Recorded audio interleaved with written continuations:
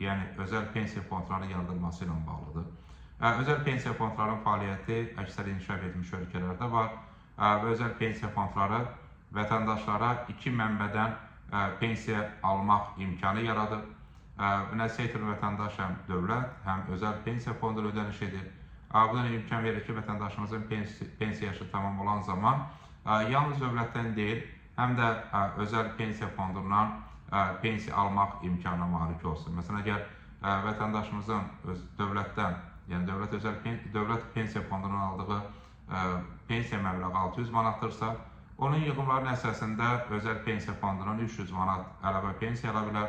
Bu halda vətəndaşımızın pensiya məbləği 600 manat deyil, 900 manat olur və nəticədə iki mənbədən pensiya almaq vətəndaşımızın pensiya məbləğinin artmasına gətirib çıxarır. Bu baxımdan özəl pensiya fondları vətəndaşımız üçün pensiya məbləğlərini artırmaq baxımından vacibdir.